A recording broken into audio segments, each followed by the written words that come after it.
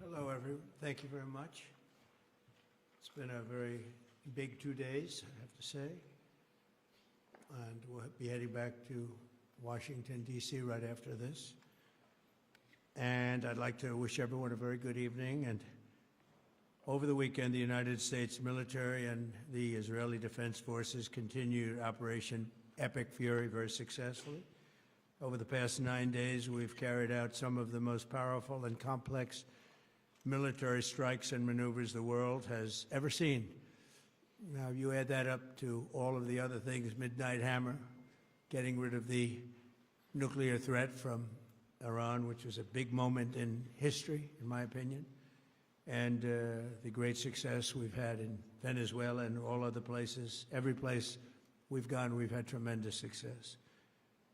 But while we're doing all of these things, we're achieving major strides toward completing our military objective. And some people could say they're pretty well complete. We've wiped every single force in Iran out very completely. Most of Iran's naval power has been sunk. It's on the bottom of the sea. It's almost 50 ships. I was just notified it's 51 ships. I didn't know they had that many. Didn't last very long. And these are fighting vessels. They're meant to fight, but they're not meant to fight against us. We continue to target Iran's drone and missile capabilities. Their drones are way down. Their drone manufacturing has been hit starting today. We know all of the places they manufacture the drones, and they're being hit one after another. Their missile capability is down to about 10%, maybe less. We're also hitting where they make missiles and where they deliver missiles. We've struck over 5,000 targets to date, some of them very major targets, and we've left some of the most important targets for later in case we need to do it. If we hit them, it's going to take many years for them to be rebuilt, having to do with electricity production and many other things. So we're not looking to do that if we don't have to. But they're the kind of things that are very easy to hit, but very devastating if they are hit. We are waiting to see what happens before we hit them. We could take them all out in one day, but it's all resulting in a 90% decline in various things, but in particular, Iranian missile launchers, and 83% drop in drone launchers. As you know, the drone launchers are pretty well shot, but we're at over 90% decline in the Iranian missile launchers, which is very hard to reproduce and very hard to get. And usually what we were able to do through great equipment, a lot of smart people, as soon as they sent a missile up from a launcher, we were able to knock out that launcher within a period of 5 minutes or less, accurately, right on the noggin. So now we have low-cost interceptors effectively combating Iranian drones, and our B-2 bombers recently dropped dozens of 2,000-pound bombs to destroy missile launchers all over Iran and very deep under Iranian soil in many cases. The soil was no match. And we're also annihilating the manufacturing base that the regime uses to build drones and missiles at a rate that nobody thought was possible. We're knocking them out. We know where they all are. We're knocking them out very quickly. We're ahead of our initial timeline by a lot. I would say that we probably would not have thought after a month we'd be here, in addition to the fact that we've taken out the leadership twice and maybe 3 times. And we, as you know, we want to be involved. We don't want another president that maybe wouldn't be willing to do what I'm willing to do for the good of the world, for the good of our nation, to be stuck with a situation in 5 years or 10 years from now. So we think they should put a president in, or the head of the country in, that's going to be able to do something peacefully for a change. They've been doing this for 47 years, killing people for 47 years, whether it's the barracks or even the SS Cole, where they were involved very strongly. They always denied it. But where they were very strongly involved, and all of the people that died through the roadside bombs died and are right now walking around with no legs, no arms, a face that's been so badly damaged.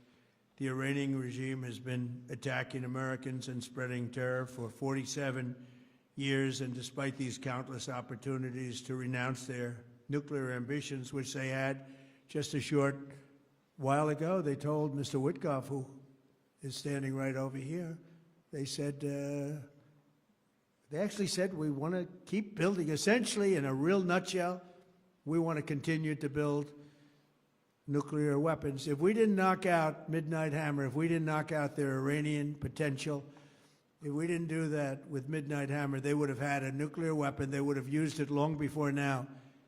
And at a minimum, Israel would have been annihilated. I was very lucky that we had the courage to do that, that we had the talented pilots and the great equipment. The B-2 bombers are unbelievable. We ordered 25 more, by the way. The newer, better version. It's, we have the greatest military in the world. We have the greatest equipment in the world by far. You see that no matter where we go. You still need the people, though, to operate it and to use it. And those are the people that we cherish. Even after we obliterated their key nuclear sites in Operation Midnight Hammer, they never negotiated in good faith. They still continued to say, we want to build nuclear, we want enrichment at levels that were unacceptable.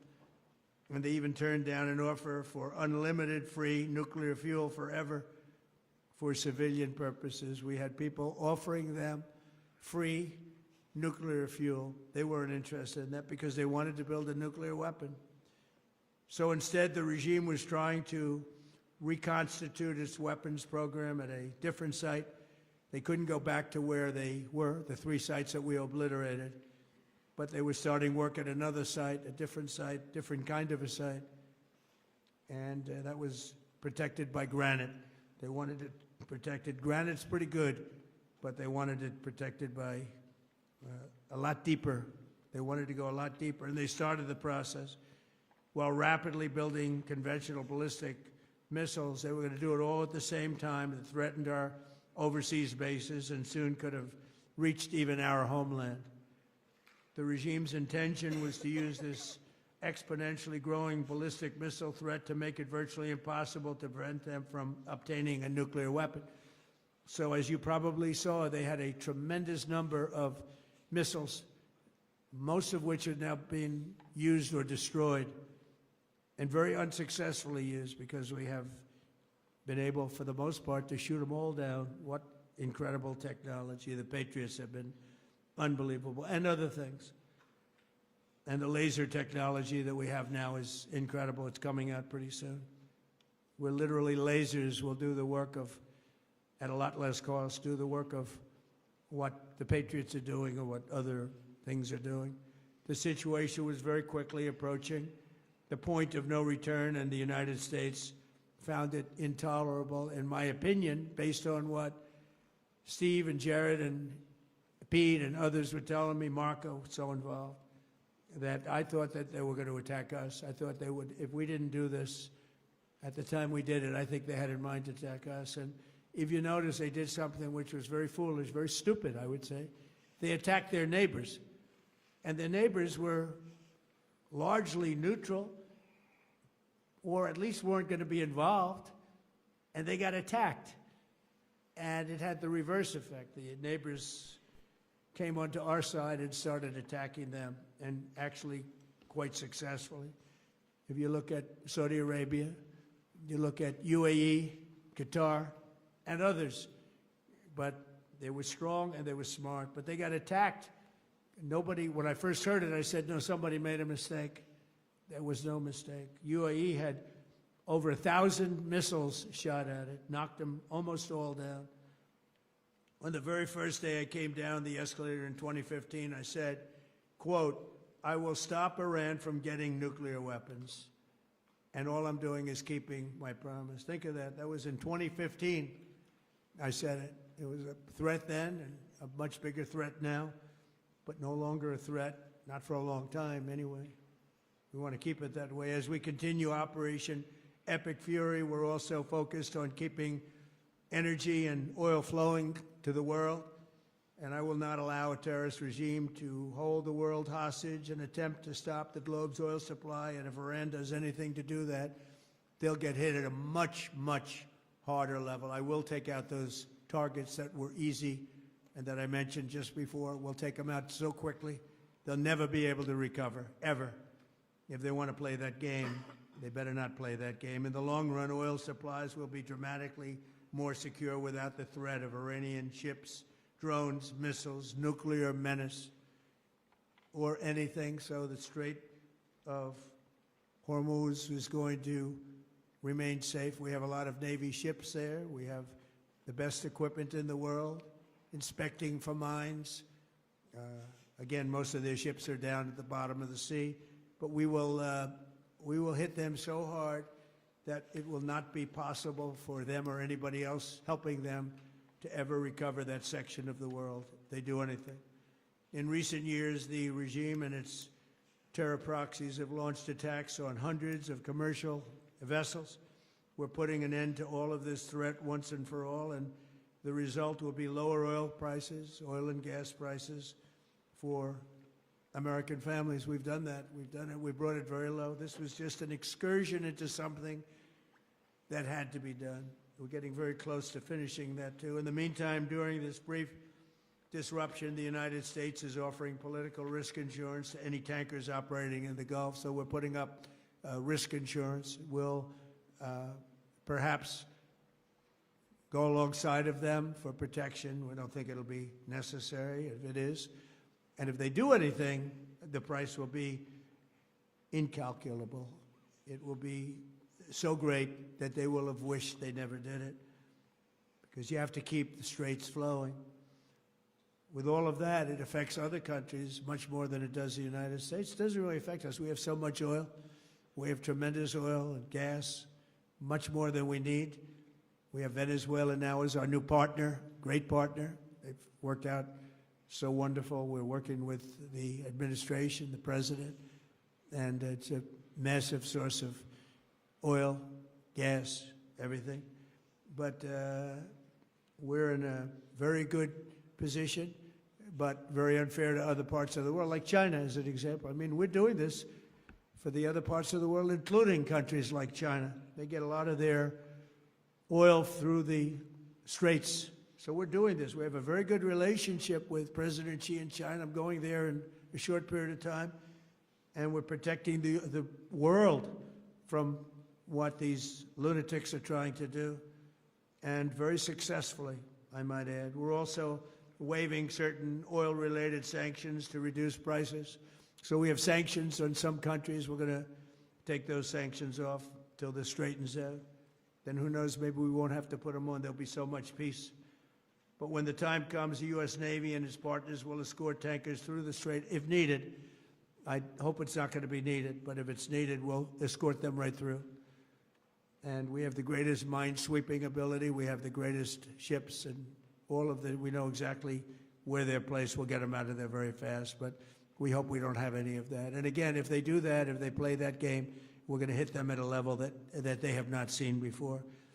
So we're winning very decisively. We're way ahead of schedule. Our military is the greatest in the world, with the greatest equipment and the greatest people in the world.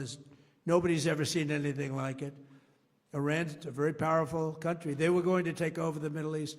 If we did not hit them, they were going to take over the Middle East. They had thousands and thousands. Since their last hit, they had thousands and thousands of missiles and everything else. Most are now destroyed.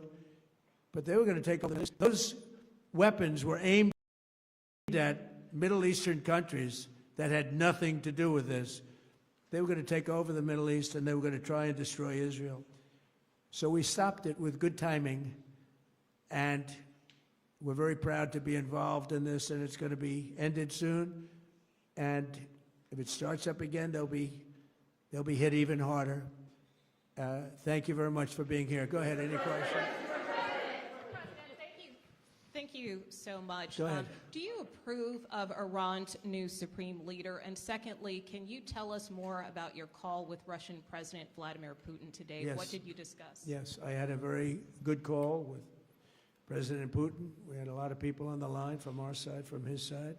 We were talking about Ukraine, which is just a never-ending fight. And look, there's tremendous hatred between President Putin and President Zelensky. They can't seem to get it together. But I think it was a positive call on that subject. And we obviously talked then about the Middle East. And he wants to be helpful. I said, you could be more helpful by getting the Ukraine-Russia war over with. That would be more helpful. But we had a very good talk, and he wants to be very constructive. Yeah. Mr. President. Yeah, please. Thank you, Mr. President. On Iran, you called it an excursion. You said it would be over soon. Are you thinking this week it will be over? No, Are you talking but soon. about days? I think soon. Okay, and with respect Very to... soon. Look, everything they have is gone, including their leadership. In fact, there are 2 levels of leadership, and even actually, as it turns out, more than that. But 2 levels of leadership are gone. Most people have never even heard about the leaders that they're talking about. So it's obviously been very, very powerful, very effective. Mr. President. To Cuba, you said that Cuba wants to make a deal. Yes. What would the United States get in return for that, and why should Americans trust Marco Rubio to negotiate it? Well, Marco Rubio is doing a great job. I think he's going to go down as the greatest Secretary of State in history. Look at what we've done as a presidency. Look at what we've done as an administration. They trust Marco, and so do the American people trust. He's been successful no matter where he's been. He also speaks the language, which is always nice and always helpful. But he's dealing, and it may be a friendly takeover. It may not be a friendly takeover. It wouldn't matter, because they're down to, as they say, fumes. They have no energy. They have no money. They're in deep trouble on a humanitarian basis. And we don't want to see that, but they were very, very bad to a lot of people, as you know, and a lot of people living the Cuban-American vote, which I got at record levels. Very important. Those people are very important to me. I know what they went through. They went through hell. Some of them have gone on to be some of the most successful people in the country. Cuban-American business people, some of them are like the most successful in the country. And a lot of them are friends of mine, because I've been fighting this battle with them for a long time. The Castro regime was brutal, but they lived off Venezuela. Now they don't live off Venezuela. Sends them no energy, no fuel, no oil, no money, no nothing. They lived without Venezuela. They couldn't have made it. And we cut them off from everything else. So, yeah, they're going to make either a deal, or we'll do it just as easy anyway. Yeah. President. Please, go ahead. There's footage that showed that an American missile strike and a Tomahawk missile likely destroyed that Iranian girls' school. So will the U.S. accept any responsibility? Well, I for haven't that strike? seen it, and I will say that the Tomahawk, which is one of the most powerful weapons around, is used by, is sold and used by other countries, you know that. And whether it's Iran, who also has some Tomahawks, I wish they had more, but whether it's Iran or somebody else, the fact that a Tomahawk is very generic, it's sold to other countries, but that's being investigated right now. Mr. President. Yeah, please. Thank you. Mr. President, you've said the war is, quote, very complete, but your defense secretary says this is just the beginning. So which is it, and how long should Americans be prepared Well, I think for you could this war say to it last both. for? It's the beginning of building a new country, but they have no Navy, they have no Air Force, they have no anti-aircraft equipment. It's all been blown up. They have no radar, they have no telecommunications, and they have no leadership. It's all gone. So, you could look at that statement. We could call it a tremendous success right now as we leave here. I could call it, or we could go further, and we're going to go further. But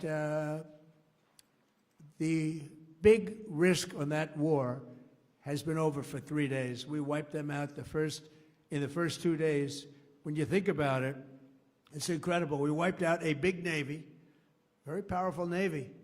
These were ships, these were serious ships. These were ships that you buy when you want to win battles. They're all They're all on the bottom floor. The sailors are all running off their ships. They refuse to get on the ships. The Air Force is gone. Everything's gone. The missiles are down to a trickle. The drones are down to probably 25%, and they'll soon be down to nothing. We'll have where they manufactured the drones are under fire. As we speak, they're being hit. So the rest is going to be determination as to my attitude, along with the people in the Trump administration, what we want to do. Thank you. Yeah, please. Can I ask you, you mentioned you were going to waive certain additional oil waivers or sanctions. Can you talk a little bit more about that and address in particular? Well, we're looking to keep the oil prices down. We went artificially up because of this excursion into a very positive thing. I mean, this was an excursion that a lot of people wouldn't have done. I knew oil prices would go up if I did this, and they've gone up probably less than I thought they'd go up. But I don't think anybody thought we were going to be this quickly successful. This was a military success, the likes of which people haven't seen. We have the best military. We have the best equipment. We have, I believe, the best generals. We have the best. And this went very quickly. We talked about that with President Putin. He was very impressed with what he saw because nobody's ever seen anything quite like it. You know, Iran was a very powerful military country with all of the missiles. Now, you had the double attack. You had the original attack with us and Israel, and that knocked them for a loop. Then you had the B-2 bombers, which took out their nuclear capability, and they would have had a nuclear weapon within 2 weeks to 4 weeks. And they would have used it long before this press conference.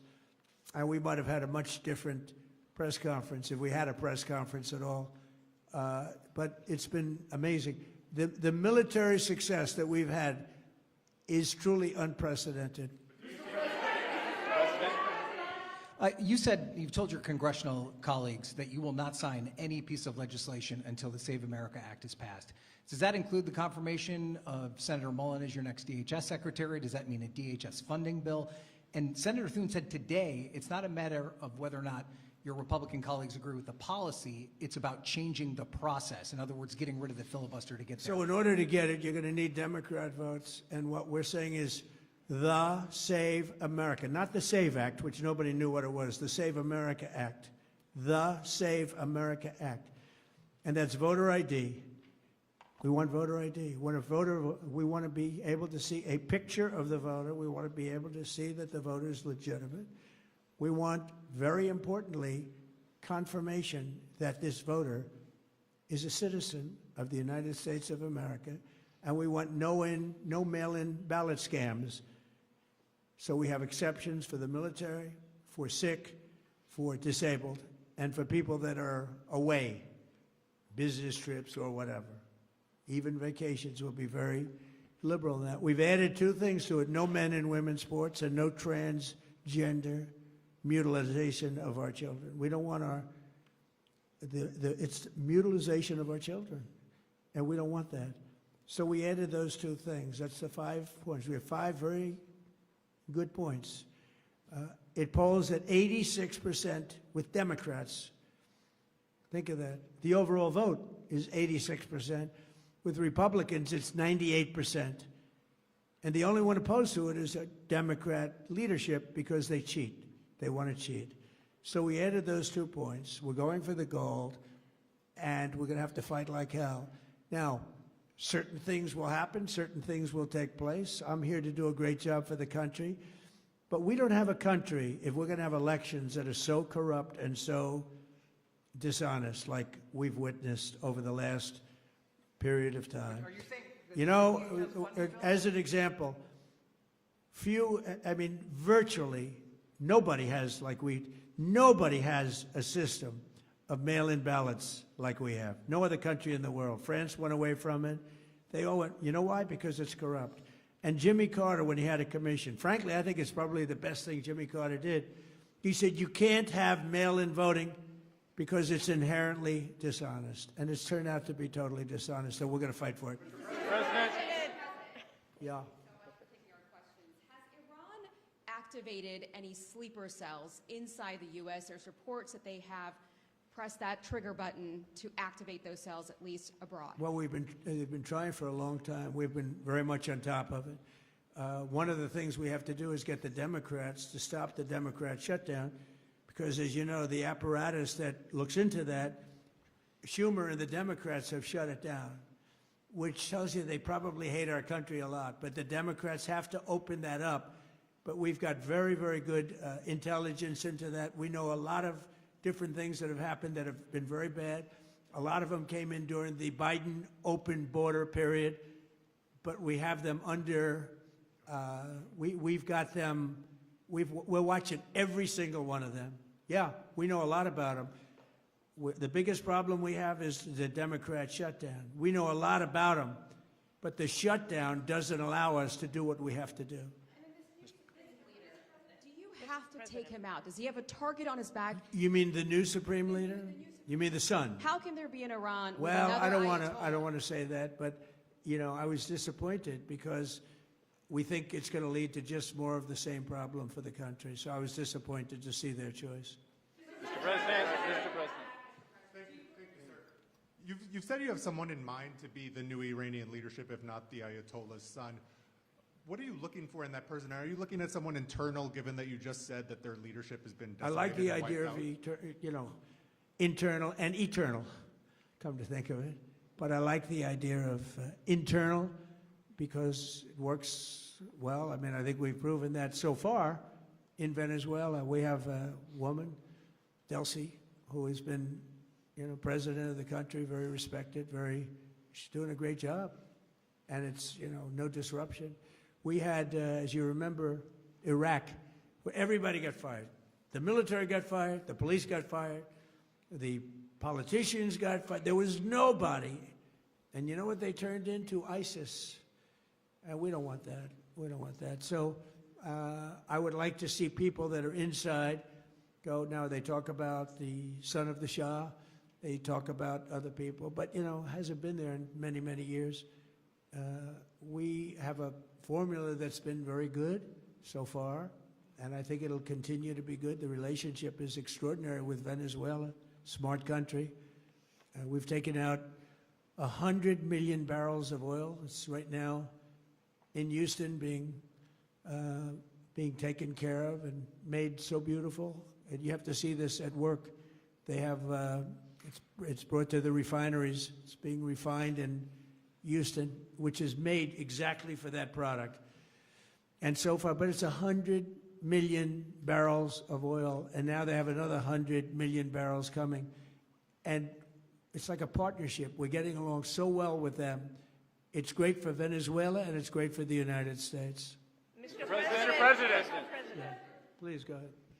Mr. President, you just suggested that Iran somehow got its hands on a Tomahawk and bombed its own elementary school on the first day of the war. But you're the only person in your government saying this. Even your defense secretary wouldn't say that when he was asked, standing over your shoulder on your plane on Saturday. Why are you the only person saying this? Because I just don't know enough about it. I think it's something that I was told is under investigation. But Tomahawks are used by others, as you know. Numerous other nations have Tomahawks. They buy them from us. But I will certainly, whatever the report shows, I'm willing to live with that report. Mr. President.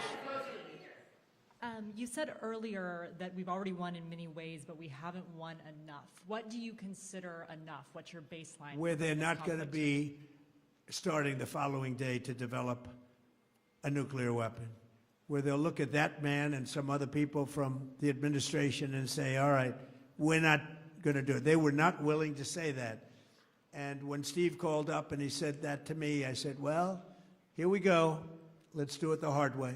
But the hard way, I think, is probably the easy way. When basically I can see that they will no longer have any capacity whatsoever for a very long period of time of developing weaponry that could be used against the United States, Israel, or any of our allies. We have great allies in the Middle East, great countries that are allies. And they were staying out of it until they got hit. Someday they'll have to do a story. Why did he do that? Why did they do that? But they were going to hit them. If I didn't hit them first, they were going to hit our allies first. I believe, upon information and belief, but I believe that he was going to, they were going to take over the Middle East. They were looking to take over the Middle East. Now, had Operation Midnight Hammer not taken place, that was definite, because they would have had a nuclear weapon within a matter of weeks. But that took place. That was a setback. But look at the number of missiles they were able to buy and make over the last 6 months. And those missiles were aimed at various countries.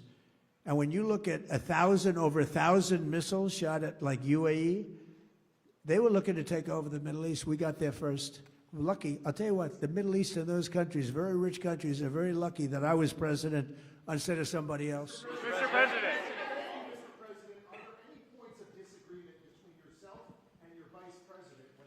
U.S. action in Iran? I don't think so, no.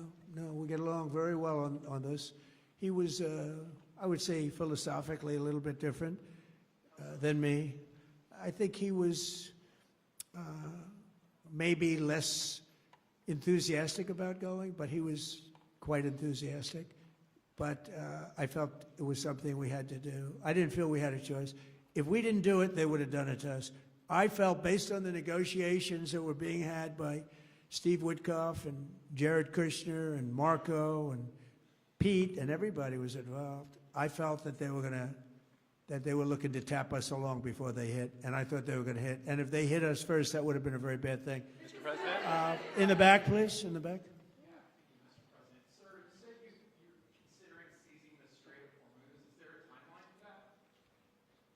About the Strait, you mean? Yeah, the Strait. Yeah, well, I want to keep it open. I want to keep it good. You know, it doesn't pertain to us so much as it does to China. We're really helping China here and other countries because they get a lot of their energy from the Straits. But, hey, look, we have a good relationship with China. It's my honor to do it. Yeah. You have called him an unacceptable choice. So does he have a target on his back? And how can you say I don't want to say whether or not he does, because that would be inappropriate. But, hey, look, I had a target on my back because, as you people wrote pretty well, they caught the assassin that was after me. So we just got them first. But they caught the assassin. They have him now in custody that was after me. So, you know, but people don't like to mention that, but they did catch him. And I'd like to congratulate our military, Secret Service, FBI, all of the people that worked on that, but they did. Yeah, please. Go ahead. No, go ahead, please. Thank you, Mr. President. You promised the Iranian people you would help them, but it sounds like you're willing to end this fight after your military objectives have wrapped up. Isn't that a betrayal of the people? Will I help them? I'd like to, if they can behave, but they've been very menacing. You know, they're great people. They have an amazing population. It's amazing, smart, brilliant, energetic. They have a great, I'd love to help them, but they have to be in a system that allows them to be helped. And right now they're in a system that only allows failure. And I don't want that. And I want a system that's not going to be attacking us. We want a system that can lead to many years of peace. And if we can't have that, we might as well get it over with right now. Yeah, please. As of today, there have been 8 U.S. military fatalities associated with the war in Iran. How many American deaths are you willing to have in this war? Well, as I said before, when you have conflicts like this, you always have death. And I was at Dover yesterday. I met the parents, and they were unbelievable people. They were unbelievable people, but they all had one thing in common. They said to me one thing, every single one: finish the job, sir. Please finish the job. And I'll leave you at that. Thank you very much, everybody. Thank you. Mr. President, what's your specific...